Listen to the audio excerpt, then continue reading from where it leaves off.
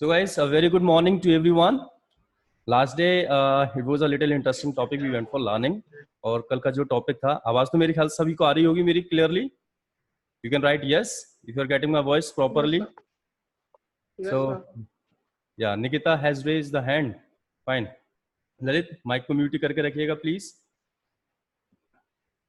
So last day actually we discussed about few of the words जिसमें taboo, prohibited, no, इन सब का इस्तेमाल हमने करके देखा था. वी कैन यूज, अगर कोई भी चीज हमारे लिए अलाउ नहीं है, कोई भी चीज हमारे लिए मतलब हम उसको कर नहीं सकते हैं, बंद है, तो उसमें फिर हम प्रोहिबिटेड, टैबू या नो जैसे शब्दों का इस्तेमाल कर लेते हैं. Where the no is a little informal and humorous. जैसे आपको बोलना है भाई हिंदी, हिंदी ना हो, अब हमारे लिए बंद हो चुकी है ना, तो आप कह सकते हैं भाई हिंदी बंद है, तो हिंदी इज प्रोहिबिटेड. या फिर आप बोल सकते हैं हिंदी इज टैबू है. भाई हम हिंदी नहीं बोलेंगे, वैसे तो सभी के लिए, पर यहाँ पे इंग्लिश लैंग्वेज का थोड़ा सा एटमॉस्फेयर बना कर रखने के लिए you people are suppose to speak English. So Hindi is taboo और Hindi is no. You can make so many other sentences as well. जैसे कुछ लोगों का नॉनवेज नहीं खाया जाता, तो can say nonveg is no at my home, या नॉनवेज इज प्रोहिबिटेड, या nonveg is taboo. So these kind of sentences you can go for making. अभी यहाँ पे समझने की बात यह है कि टैबू, प्रोहिबिटेड और no, the words we are using here are no action. तो नो एक्शन में हमेशा हमें बी का इस्तेमाल करना होता है. तो बी का इस्तेमाल यहाँ पे आप जैसे भी सेंटेंस बनाए, प्रेजेंट में, पास में, फ्यूचर में, जहां भी बनाए, जिस मेंबर के बी का इस्तेमाल वहां पे हो जाए. For example, liquor is no या लिकर इज टैबू. पास में ले जाएंगे, लिकर वॉज टैबू. अगर आपको इसको एडवाइस करना है, सलाह देनी है, liquor should be taboo. B आ गया यहाँ पर ओरिजिनल फॉर्म में. हमने इसके और भी सेंटेंस बनाए थे. Liquor should have been taboo, हो जाना चाहिए था पास में. लिकर में हैव बीन टैबू, हो भी गया होगा. So we can go for making so many these kind of sentence. इसके अलावा हमने हाउ मच, हाउ मैनी का भी इस्तेमाल करके देखा था. क्वेश्चन वर्ड था हाउ मच, हाउ मैनी, इनका हमने इस्तेमाल किया था. सो हाउ मैनी हम यूज करते हैं for numbers, for counting, to know the counting, and how much हम use करते हैं to know the quantity. So that we already have used. कल हमने ये सारा सीख लिया है. चलो एक काम करते हैं, एक सेंटेंस बनाते हैं. कैसे बनाएंगे? आप कितना पानी लेते हैं नहाने के लिए, या आपको कितने पानी की जरूरत होती है नहाने के लिए? Just right the sentence, make it. आपको कितने पानी की जरूरत होती है नहाने के लिए? जो लोग नहीं नहाते हैं वो छोड़ सकते हैं सेंटेंस को, और जिन जिन लोगों का सेंटेंस नहीं आएगा मैं समझ जाऊंगा ये वो लोग हैं जो नहाते ही नहीं है. सोच लो आप कौन कौन सेंटेंस नहीं लिखने वाला. चलो 2-3 लोग तो नहाते हैं, 3 लोग नहाते हैं, 3 लोगों का सेंटेंस आ गया मेरे पास. So Nikita has written how much water do you take. Nikita, बात होता है, बात है ना, तो बात की स्पेलिंग चेकआउट करें, BATH. और ये आपको बताना पड़ेगा नहाने के लिए. तो उसको देखो, बात इज, यहाँ पे आप एक एक्शन यूज कर रहे हैं, जोड़ रहे हैं. तो एक्शन जोड़ने के लिए हमेशा टू का इस्तेमाल हम करते हैं. आपको बताया गया है तो आपको लगाना पड़ेगा. How much water will you take. मैं आशीष फ्यूचर में बात नहीं कर रहा. अब देखो गड़बड़ आने लगी ना थोड़ी थोड़ी. I am not talking in future. Ashish, Lalit, not talking in future. मैं तो सिंपल आपसे बात कर रहा हूँ, आप कितना पानी लेते हैं नहाने के लिए. तो simply it is what, the present, या आपकी प्रेजेंट लाइफ को दिखा रहा है, ना तो पास्ट को दिखा रहा है ना फ्यूचर को दिखा रहा है. तो how much water do you take या how much water do you need for बात बोल सकते हैं, या टू टेक बात बोल सकते हैं आप. लविका, आपने लिखा how much water do you take bath, है ना. तो इसको एक्शन के तौर पे आपको जोड़ना होगा टेक के बाद, तो आपको टू लगाना पड़ेगा. How much water do you take या डू यू नीड फॉर बात बोल सकते हैं, या टू टेक बात.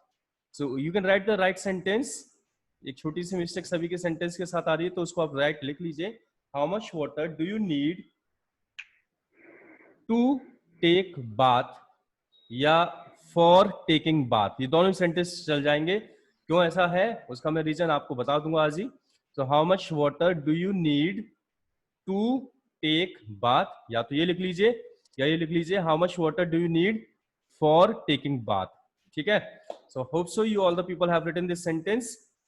फिर आप माइक म्यूट कर लीजिए.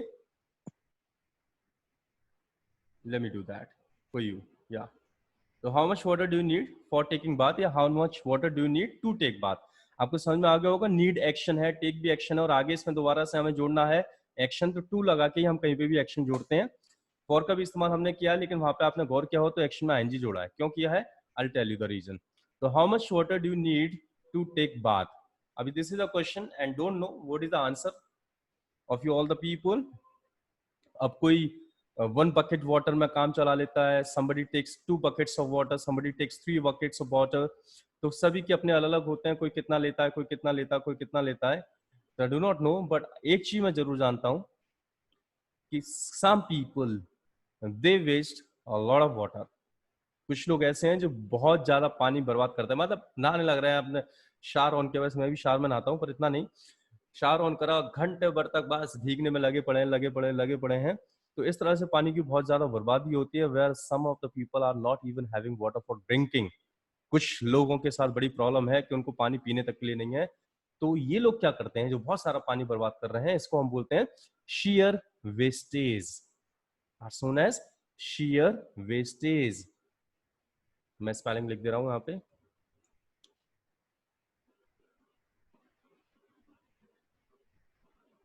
I'm just writing spelling here, sheer wastage।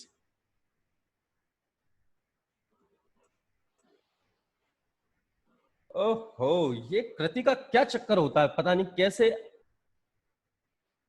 Privately हो जाता है आप ही को मैसेज। 2 बार लिखना पड़ता है मुझे हर बार। sheer wastage, find here, so this is known as sheer wastage। you can go for using this। कैसे यूज कर सकते हैं? जैसे आपके पापा बहुत सारा पैसा खर्च कर रहे हैं आपके ऊपर, धुआंधार पैसा खर्च कर रहे हैं, लेकिन अब ठीक है, अब कृतिका ने सबको एवरीवन को भेजा है तो मैं भी एवरीवन को भेज सकता हूं। सही है, बढ़िया, धन्यवाद, शुक्रिया। तो जैसे आपके पापा बहुत सारा पैसा खर्च कर रहे हैं आपके एजुकेशन के ऊपर, स्पेंडिंग लॉट ऑफ मनी, और सोच रहे हैं कि बेटा कुछ ना कुछ तो करेगा, और बेटा क्या कर रहा है? बेटा इंस्टाग्राम पे फोटो डाल के खींच रहा है बस, और कुछ नहीं कर रहा। बेटा क्या, बेटी ज्यादा खींच रही है। सो नाउ पापा का सारा पैसा बर्बाद कर रहे हैं तो इसको हम क्या बोलेंगे? It's a sheer, it is sheer wastage of money। you can write complete sentence, it is, या this is का इस्तेमाल कर लीजिए, it is sheer wastage of money, या this is sheer wastage of money। ठीक है, और बना लेते हैं। मान लीजिए you just go for starting all the current supply, सारी लाइट, एसी वेसी, फैन वैन सब यूज कर दिया आपने, सब कुछ चालू कर दिया आपने, और कोई भी रूम में बैठा नहीं है, सब कुछ चलने लग रहा है, कोई भी नहीं बैठा हुआ है। तो क्या है ये? This is sheer wastage of current supply, right? अब मैं आपको इतनी नॉलेज दे रहा हूँ, इतनी नॉलेज दे रहा हूँ, कितना सारा ज्ञान आपको डेली पिलाता हूँ गोल गोल कर भुट्टी की तरह, और आप फिर भी इंग्लिश ना बोल कर दो, तो this is what? sheer wastage of knowledge, sheer wastage of time। बिल्कुल समय की बर्बादी हो रही है ना? तो वही आपको जो मैं बता रहा हूँ इसको यूज जरूर करें, and just keep in your mind as knowledge, so that you could speak English, you should speak English, और सभी लोगों के इंग्लिश को आप समझ भी सकें। So please don't do share wastage of time. मेरे ख्याल से शेयर का इस्तेमाल आप समझ गए होंगे, और किस चीज की शेयर वेस्टेज कर लेते हो आप, वो आप बता देना। हम थोड़ा सा आगे बढ़ते हैं, and let me tell you some of the very interesting topic. मैं आपको बड़ी मजेदार सी चीज सिखाता हूँ आज। बहुत सारे सेंटेंस हमारे पास आने लग गए, सीख गए आप शेयर वेस्टेज, बहुत अच्छी बात है। So today I just tell you something about what I call expressions, है ना? देखो मैं किताबी लैंग्वेज तो यूज नहीं करता हूँ, what you go for learning और the way you go for learning in the books, I just go for using my own ways, जिससे आप आसानी से समझ सको चीजों को। तो किताबों में उनको अलग तरीके से बोलते होंगे, but what I am going to tell you today I will be telling you about expressions. और ये जो एक्सप्रेशंस होते हैं ना, ये क्या है आप समझ लो, बड़ी बढ़िया सी बात बता रहा हूँ, थोड़ा सा टेक्निकल भी जाएंगे आज, तो अच्छी तरह समझ लीजिए। I just tell you there are 2 words, एक वर्ड है, दोनों एक ही, देखो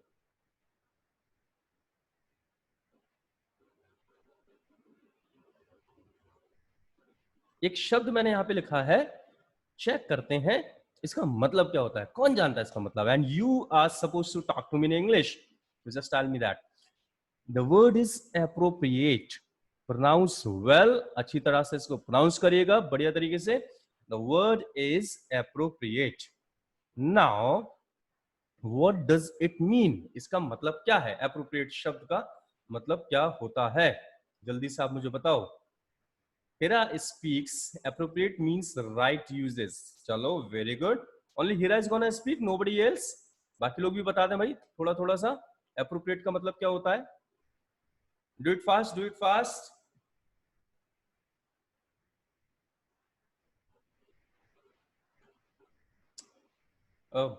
Only Kira. I must understand the rest of the people don't know about this word appropriate.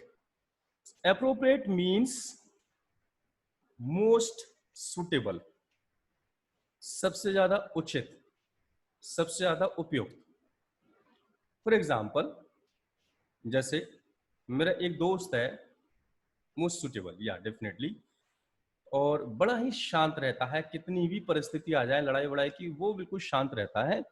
तो एक जगह कहीं पर मुझे बातचीत के लिए किसी को भेजना है ताकि बातचीत से सारा मसला सुलझ सके, तो मैं क्या करूंगा, मैं अपने उसी दोस्त को भेजूंगा जो हर सिचुएशन में बड़ा शांत रह के अपनी बातचीत कर लेता है, क्योंकि उस सिचुएशन के लिए he is the most appropriate person, सबसे ज्यादा एप्रोप्रिएट पर्सन है, आराम से बातचीत करके सुलझा देगा. और मान लीजिए कहीं पे लड़ाई से काम करना है, धुआंधार लड़ाई करनी है, बातों बातों में लोगों का खून कर देना है, तो अगर ऐसी जगह होगी तो मैं मुस्कान को भेज दूंगा, मुस्कान जाओ खेल कराओ सब, कोई भी नहीं बोलना चाहिए. So Muskan is appropriate person है, तो नहीं है यहाँ पे, है. चलो, so I am just giving example है मुस्कान, डोंट माइंड प्लीज.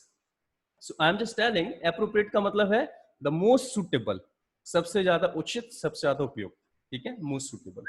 अभी if you are just going for facing interviews in some of the MNCs, आप मल्टीनेशनल कंपनीज में अगर किसी इंटरव्यू वगैरह के लिए जा रहे हैं, तो मल्टीनेशनल कंपनीज में, specially the companies are coming from out, American companies का बहुत बोलबाला चल रहा है, तो वहां पे for facing interview English language is most appropriate language. ठीक है, अगर आपको यहाँ पे से कहीं भी किसी को भेजना है जल्दी से कि भाई अपने घर से कहीं जल्दी मार्केट से ले आओ, कुछ लेकर आना है, तो फिर तो भैया गाड़ी वाड़ी से तो टाइम लगेगा, उड़ के जाना पड़ेगा, तो फिर आप कोयल सिंगल को भेज सकते हैं, कोयल चली जाएंगे वहां पे, कोयल इज एप्रोप्रिएट पर्सन.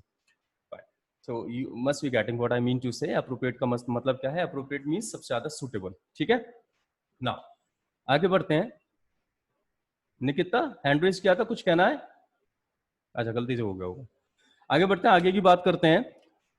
अभी क्या है कि आपके पास चीजों को इंग्लिश बोलने के लिए एप्रोप्रिएट वर्ड्स भी मौजूद होते हैं, लेकिन उनके होने के बावजूद ऐसा देखा गया है कि लोग आजकल एप्रोप्रिएट वर्ड्स को इस्तेमाल ना करके एक्सप्रेशंस इस्तेमाल करें. एक्सप्रेशंस क्या है? ये नए वर्ड्स हैं, नए तौर तरीके हैं, उनको यूज कर रहे हैं. तो इनके क्या, Muskan is saying for fighting I'm suitable. Yeah, that the same I spoke. So you are appropriate person. So expressions use ज्यादा किए जा रहे हैं आजकल as comparison to appropriate words. ठीक है, अब ये क्या है मैं आपको बता देता हूं. जैसे मेरा इंटरनेट कनेक्शन थोड़ा सा अनस्टेबल है, तो थोड़ा शायद दिक्कत हो सकती है, तो सब्र के साथ बैठे रहना. फॉर एग्जाम्पल, जैसे कि मैं कपड़े पहनने के लिए बात करते हैं. कपड़े पहनने के लिए सबसे ज्यादा एप्रोप्रिएट जो वर्ड होता है वो होता है वेयर. आप सभी जानते हैं, this is the word which is people go for using and have been using since childhood. Where is the most appropriate word कुछ भी पहनने के लिए, राइट? लेकिन आजकल इस एप्रोप्रिएट वर्ड की जगह हम क्या यूज करते हैं? हम एक्सप्रेशन इस्तेमाल करते हैं, पुट ऑन. या so the put on is expression where where is word, appropriate word. अब इतना कॉमन वर्ड है वेयर, फिर भी उसकी जगह पुट ऑन का इस्तेमाल करते हैं, और आजकल बहुत लोग पुट ऑन का इस्तेमाल करते हैं. I am putting on T shirt, I am putting on specs, I am putting on shoes. Put on का बहुत ज्यादा इस्तेमाल किया जाता है. ठीक है, अब क्या रीजन है भाई, ऐसा क्यों करते हैं? तो उसका मैं आपको रीजन बता देता हूँ. एक सेंटेंस आप लिखकर बताओ सभी लोग जल्दी से, और सेंटेंस है कल मैंने शर्ट पहनी थी. जल्दी से लिखकर बताओ सभी लोग, कल मैंने शर्ट पहनी थी.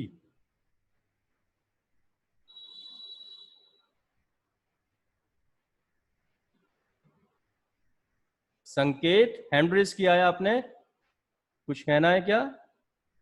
नहीं, पुट ऑन का इस्तेमाल नहीं करेंगे, वेयर का इस्तेमाल करेंगे. Everyone must understand, put on का इस्तेमाल नहीं करेंगे, वेयर का इस्तेमाल करेंगे. वो मैं बताना चाह रहा हूं कि क्या प्रॉब्लम रहती है इसके साथ.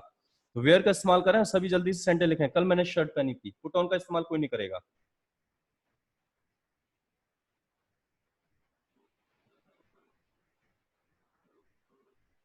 लविका का सेंटेंस है yesterday I wear shirt, Koyal I wore shirt, Muskan बोल रही है I wear shirt yesterday, yesterday I wear shirt, Ranu बोल रही है। चलो ठीक है और बढ़ो। संकेत बोल रहे हैं yesterday I wear shirt, I wear shirt. ओ वेयर नहीं है यश, WEAR वेयर। ललित बोल रहा है वोर शर्ट यस्टरडे। नहीं आपको ये नहीं लगता है कि यस्टरडे की बात चल रही तो second form we have to go for using. Kritika बोल रही है माय गॉड आई वोर शिट यस्टरडे। क्या सेंटेंस लिखा है देख लो बेटा Kritika, check out this sentence. तो गड़बड़ वाला सेंटेंस आ गया, shit, sorry sorry sorry. I wore shirt yesterday. I wore shirt yesterday. Fine. So just check out. There's so many people have gone for writing. I wore shirt. Some people wrote I wear shirt. Some people wrote I wear shirt. So I wear shirt. Kritika, wear फिर से गड़बड़ हो गया। अब shirt कहीं ना कहीं गड़बड़ चल ही रहा है। तभी प्राइवेटली भेज देते आप, सही है, समझ गया। सो नाउ अभी यहाँ पे गौर करने की बात यह है कि वेयर इतना कॉमन वर्ड होने के बावजूद भी बहुत सारे लोग उसकी सेकंड फॉर्म को लेकर गलतियां करते हैं। बचपन से हम उस वर्ड को इस्तेमाल करते हुए आ रहे हैं, फिर भी so many people are not aware that second form of wear is wore. Some are using weird, some are using weird, so many are using wore as well. तो ये गलती होती है with appropriate words. appropriate words के साथ थोड़ा forms का चक्कर रहता है कि सबकी जहाँ पे सेकंड फॉर्म में ईडी लगाना काम हो गया, लेकिन बहुत सारी जगहों पे अलग अलग जो यूज करनी पड़ती है वहां पे बड़ी दिक्कत होती है। एक्सप्रेशंस को थोड़ा सा इजी बनाया जाता है, वहां पे इस प्रॉब्लम को थोड़ा सा उसका सॉल्यूशन देके चला जाता है। फॉर एग्जांपल पुट ऑन की आप बात करें तो पुट ऑन की तीनों फॉर्म सेम रहती हैं। अब आप पास्ट में बनाओ, फ्यूचर में बनाओ, प्रेजेंट में बनाओ, कहीं पर भी आपको बस एक ही वर्ड यूज करना है, put on. I put on shirt, ये प्रेजेंट हो गया। I put on shirt yesterday, ये पास्ट हो गया। I will put on shirt, ये फ्यूचर हो गया। सो आप खुद देख सकते हैं कि वेयर यूज करने के कंपैरिजन में पुट ऑन का यूज करना ज्यादा आसान है। यही वजह है कि लोग आजकल एप्रोप्रिएट वर्ड्स की जगह एक्सप्रेशंस का इस्तेमाल कर रहे हैं। ठीक है, अब मैं काम करता हूं, मैं आपको थोड़े बहुत एप्रोप्रिएट वर्ड्स देता हूं और उनके एक्सप्रेशंस भी साथ साथ देता हूं चलता हूं, देखिएगा वो कैसे यूज में आ सकते हैं। ठीक है, so I am just writing here.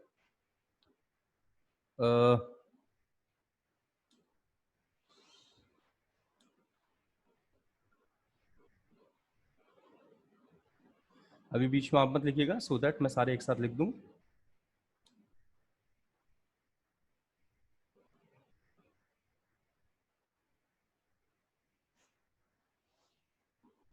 I'll speak all है, मैं अभी बोल दूंगा सारे, पहले लिख देता हूं।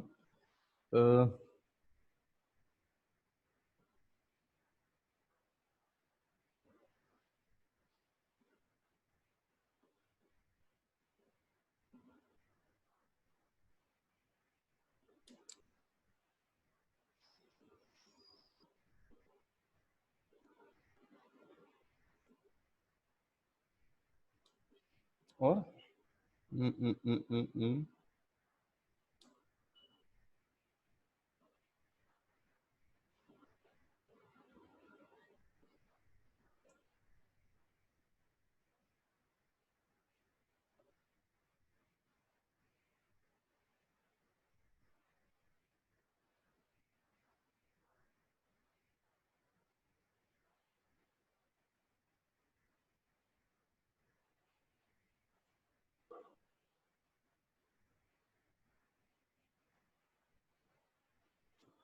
सम आई एम राइटिंग हियर, वैसे तो बहुत सारे होते हैं जो हम आगे सीखते चलेंगे, कुछ मैं यहाँ पे लिख दे रहा हूँ।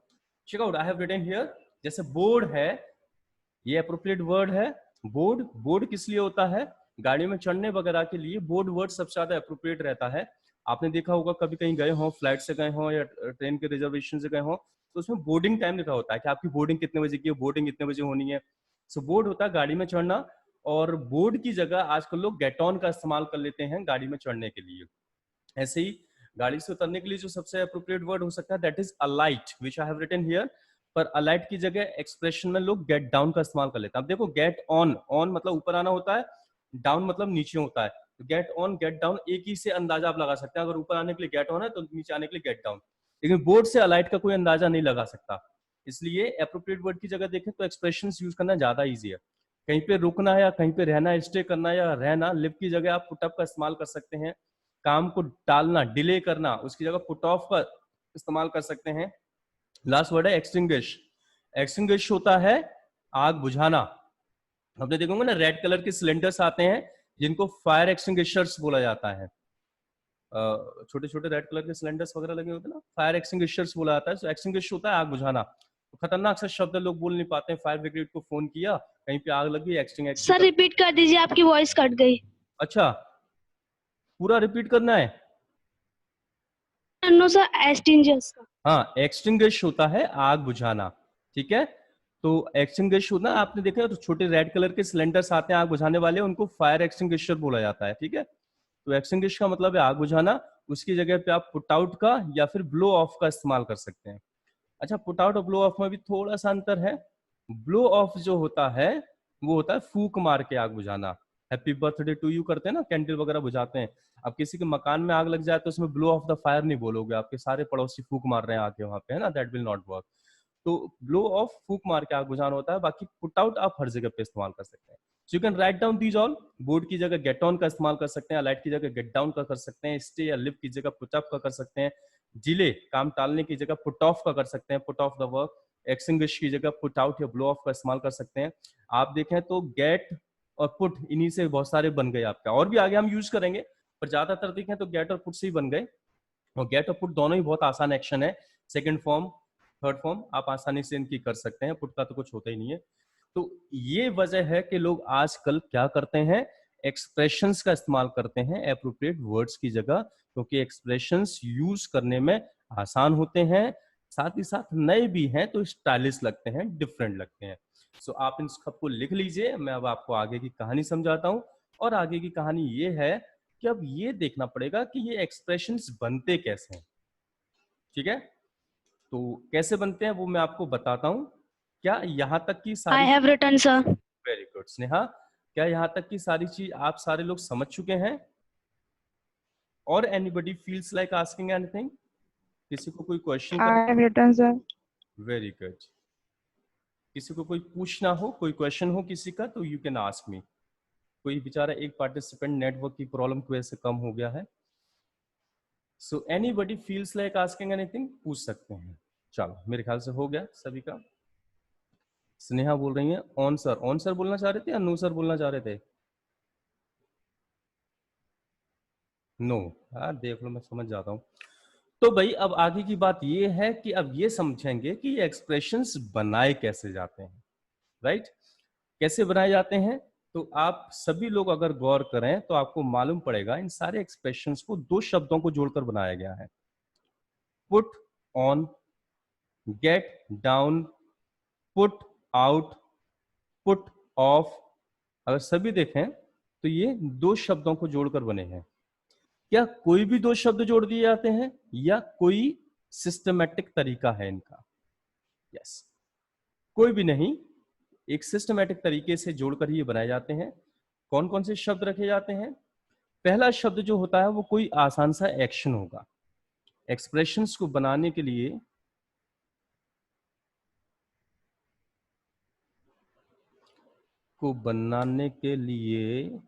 First word any of the action,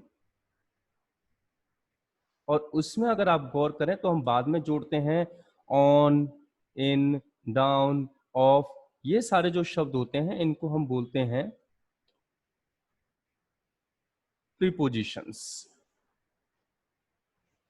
So this is what something about expressions। expressions के लिए आपको चाहिए एक एक्शन आसान सा, और उसमें हम जोड़ते हैं प्रपोजिशंस।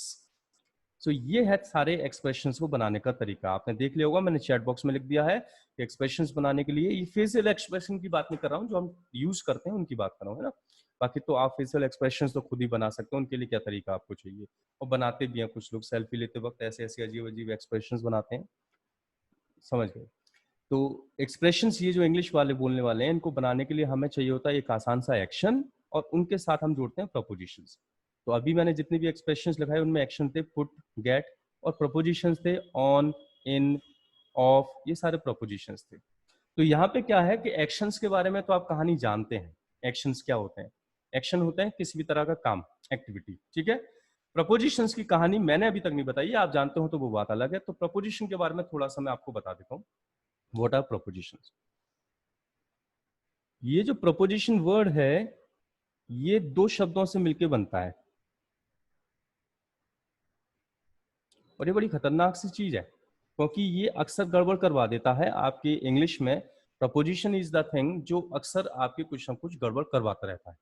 तो आपको समझ के चलना पड़ेगा कि प्रपोजिशंस क्या है और इनका किस तरह से यूज होता है, किस पर्पस में आते हैं। तो प्रपोजिशन जो है दो शब्दों से मिलकर बना होता है, pre plus position. Pre plus position. Pre का मतलब होता है पहले और पोजिशन का मतलब होता है जगह या स्थान, ठीक है। तो प्रपोजिशन वो शब्द होते हैं जो हमेशा पोजीशन से पहले लगाए जाते हैं, जो पोजीशन बताते हैं या पोजीशन से पहले लगाए जाते हैं। अब एक क्वेश्चन और निकल के आता है कि किसकी पोजीशन को बताते हैं, ठीक है। आप ज्यादा डीप में ना जाइएगा, मैं आपको बहुत इजी लैंग्वेज से इसको बता देता हूं जो अच्छी तरीके से आप समझ जाएंगे। So prepositions are the words which go for following the position of noun. Noun कई जगह प्रोनाउन भी होता है। आप सिंपल समझ लीजिए, हमारे अकॉर्डिंग थोड़ा सा टेक्निकल वे में जा रहे हैं आज। नाउन और ये सब हम इस्तेमाल नहीं करते हैं अपनी लैंग्वेज में, और थोड़ा समझना पड़ेगा। अभी मैं आगे वापस अपनी लैंग्वेज में आ जाऊंगा, पर यहाँ पे थोड़ा सा समझ लेते हैं। तो 10 मिनट रह गए हमारे पास समझने के लिए, अच्छी तरीके से समझ लीजिएगा। तो prepositions are the words which always follow the position of noun. तो ये क्या करते हैं? ये प्री रहते हैं, मतलब पहले रहते हैं। किससे पहले रहते हैं? नाउन की पोजीशन से। अब नाउन क्या होता है ये तो आप जानते होंगे। प्रपोजिशंस नाउन की पोजीशन से पहले लगते हैं, मतलब ये फिक्स है कि जहां पे प्रपोजिशन आएगा उसके बाद आपको नाउन की पोजीशन लगानी है, नाउन लगाना है। ये बात बस याद रखना है आपको, ठीक है। अब नाउन क्या होता है ये तो आप जानते होंगे। Anybody knows? कोई जानता है नाउन की डेफिनेशन? हाँ हाँ हाँ हाँ हाँ हाँ, मेरे फॉर्मूले के बीच में आ गए। चलो, वो वाला जो मैंने ऊपर लिख रहा हूँ ना उसको अच्छी तरीके से अपने पास नोट कर लेना, सो that you should not commit mistake. तो नाउन सिंपली हम बात करें तो नाउन इज द, जो मैंने बचपन में पढ़ा, नाउन की डेफिनेशन आपने भी पढ़ी होगी। Noun is the name of a person, place और एनीथिंग। एग्जाम्पल, राम सीता ताजमहल आगरा। पूरे 5 मार्क्स मिले थे मुझे इसमें। So noun is the name of a person, place और एनीथिंग। एग्जाम्पल जो भी आप लिखना चाहें। So noun is the name, किसी भी चीज का नाम। दुनिया में जो चीज है जिसका भी नाम है वो नाउन है। इन एक्चुअल क्या होता है कि जब दुनिया में कोई भी चीज आती है तो उसको नाउन बनाया जाता है। जब बच्चा पैदा होता है ना, नेमिंग सेरेमनी होती है, तो उसको नाम देने के बाद नाउन बना दिया जाता है। साइंटिस्ट कोई खोज करते हैं ना तो उसको सबसे पहले नाम दे देते हैं। पाइथागोरस ने प्रमेय निकाली अपनी, पाइथागोरस थ्योरम बोलते हैं, उसने अपना नाम दे दिया कि इसको आज से पाइथागोरस थ्योरम बोलेंगे, तो उसको नाउन बना दिया। तो नाम देना इज व्हाट, उसको नाउन बनाना, संज्ञा बनाना। चलो, so noun is the name of anything. तो ऊपर वाले आप फॉर्मूले में आप देखें तो एक बात समझ में आएगी कि प्रपोजिशन के बाद हमेशा नाउन की पोजीशन को लगाते हैं, ठीक है। आपको क्या लगाना है प्रपोजिशन के बाद? हमेशा नाउन की पोजीशन को। नाउन क्या होता है? नाउन होता है नेम। ये भी आपको समझ में आ गया अभी डेफिनेशन से। और अब आप याद करो जो मैंने आपको पढ़ाया है, जब मैंने आपको नो एक्शन की क्लास पढ़ाई थी तो उसमें साफ साफ बताया था कि 4 चीजें हमेशा नो एक्शन होती हैं। उन 4 चीजों में सबसे पहले नेम का जिक्र आया था। तो नेम क्या होता है? No action. No action. तो अब कहानी ये आ गई यहां पे, अगर आप गौर करें तो, कि प्रपोजिशन जब भी हमें दिखाई पड़ेगी कहीं पर भी तो उसके बाद आपको हमेशा और हमेशा नाउन लगाना है। और आगे बढ़े तो हम समझ गए कि नाउन क्या, नेम लगाना है। और आगे बढ़े तो हम समझ गए कि नेम क्या होता है, नो एक्शन लगाना है। तो जब भी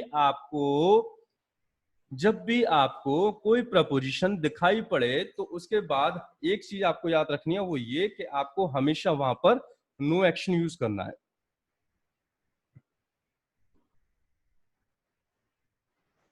लिख दे रहा हूं, अब इसको अपने पास नोट कर लेना।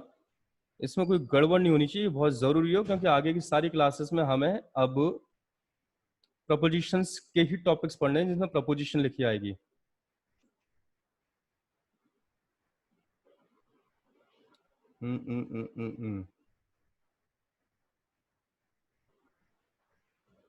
After preposition we always use no action. No action कैसे बना, मैंने आपको बता दिया कि no action, name no action होता है और नेम नाउन होता है। तो किताबी भाषा में हम बोलेंगे कि नाउन का इस्तेमाल होता है और अपनी भाषा में हम बोल रहे हैं कि नो एक्शन का इस्तेमाल होता है।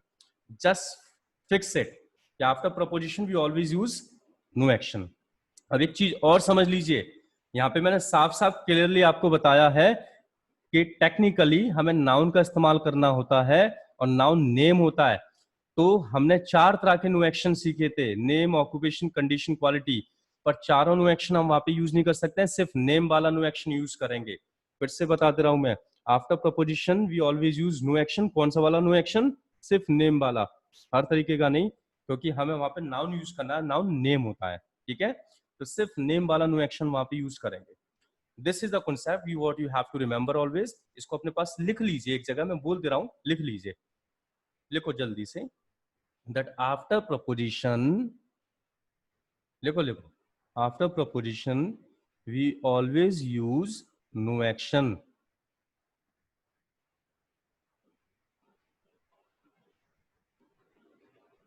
और नो एक्शन के सामने ब्रैकेट में लिख देना नेम, सिर्फ नेम वाला यूज करेंगे और सारे मत कर देना, ठीक है, क्योंकि नेम मतलब नाउन होता है, नाउन ही यूज करना है हमें। अभी इसको सेंटेंस को यहीं पे छोड़ो, एक चीज और है उसको समझ लेते हैं, फिर इस सेंटेंस को पूरा कंप्लीट करेंगे। अभी जल्दी से 5 मिनट मेरे पास बचे हैं, हम आगे भी सेशन ले जाएंगे। मैं एक चीज और आपको बता दूं कि कई लोग मेरे पास होमवर्क भेजते हैं और उसमें होमवर्क में कई सारी खामियां होती हैं जो मैं वहां पे चैट में आपको नहीं बता पाता। तो व्हाट आई हैव प्लान्ड कि जब सेशन फिनिश होगा सो आई विल री स्टार्ट इट, उसमें किसी को कोई भी क्वेश्चन करना हो वो आप कर लीजिएगा और अपना जो होमवर्क हो वो मुझे बता दीजिएगा कि ये लिखा है, ये लिखा है, तो इसमें जो कमियां आएंगी मैं आपको एक्सप्लेन कर दूंगा साथ ही साथ, ठीक है। और बाकी लोग भी सुन सकते हैं, इससे उनको भी बहुत सारी चीजें एक्सप्लेन हो जाएगी। तो आई जस्ट री स्टार्ट द अगेन सेशन, ठीक है। अब आगे की बात करते हैं। अब जल्दी से एक सेंटेंस मुझे लिखकर बताएं, हिंदी बोलने के दिन गए। लिखो भाई जल्दी से, है ना, टाइम ज्यादा नहीं है। हिंदी बोलने के दिन गए।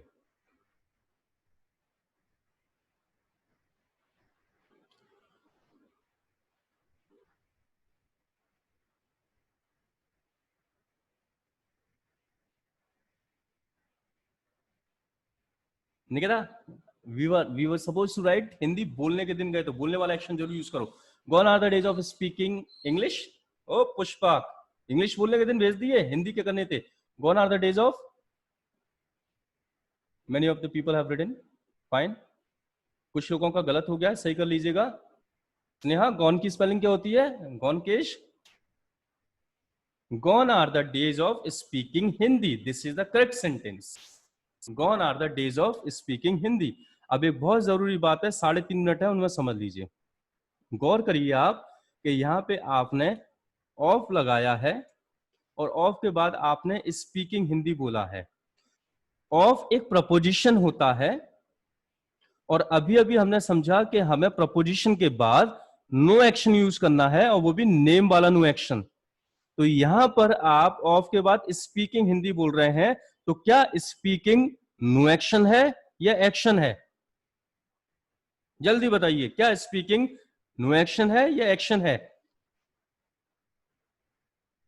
फिर बोलती है स्पीकिंग नो एक्शन है, मुस्कान बोल रही है एक्शन है, सुमाला बोल रही है एक्शन है, यश बोल रहे हैं एक्शन है।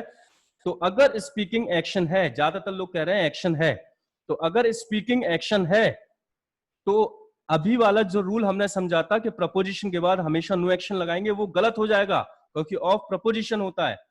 In, on, at, of, from, for, ये सब प्रपोजिशंस होते हैं, ये गड़बड़ हो जाएगा। इसलिए हमें यहाँ पे कुछ समझना पड़ेगा और वो समझना ये है, मैं आपको बताता हूं। ग्रामर में एक टर्म इस्तेमाल में आता है, वो टर्म क्या होता है? उसको हम बोलते हैं जीरंड। जो जीरंड होता है वो होता क्या है? जीरंड होता है किसी भी फॉर्म में जब आप आईएनजी, किसी एक्शन में जब आप आईएनजी लगाते हैं तो उसको जीरंड बोला जाता है। और जीरंड को आप एक नाउन के तौर पे ट्रीट कर सकते हैं, ऐसा रूल कहा जाता है। तो इन एक्चुअल जब भी किसी प्रपोजिशन के बाद एक्शन आता है तो हम क्या करते हैं, वहां पर आईएनजी लगा देते हैं, जिससे वो जीरंड में कन्वर्ट हो जाता है और जीरंड नाउन के तौर पे ट्रीट में आ जाता है और नाउन नेम होता है और नेम नो एक्शन होता है, तो हमारा काम फिर से बन जाता है। इसलिए गौर करना, कि जब भी आप प्रपोजिशन यूज करोगे उसके आगे अगर एक्शन आ रहा होगा तो उसमें आईएनजी लगाया जाएगा। आईएनजी लगाने से एक्शन नो एक्शन में कन्वर्ट हो जाता है। कौन से वाले नो एक्शन में होता है? नेम वाले नो एक्शन में कन्वर्ट हो जाता है। ठीक है, so action plus ING is equal to, कहां भी इज इक्वल टू, भूल गया, दिख नहीं रहा, हाँ, नो एक्शन, वो भी नेम वाला। तो ये आप यहाँ पे कर सकते हैं, एक्शन में आईएनजी आप जोड़ेंगे तो वो नो एक्शन में कन्वर्ट हो जाएगा, नेम वाले नो एक्शन में। तो इसलिए जब भी आपको कोई प्रपोजिशन दिखाई पड़े तो याद रखना उसके बाद आपको हमेशा नो एक्शन लगाना है, और अगर नो एक्शन ना आए, एक्शन आए, तो वहां पे आप आईएनजी जोड़ दो जिससे वो नो एक्शन में कन्वर्ट हो जाएगा। तो अभी जो सेंटेंस आप लिख रहे थे उसको थोड़ा सा आगे बढ़ा दीजिए, that after preposition we always use no action, उसके आगे ब्रैकेट में लिखा था नेम,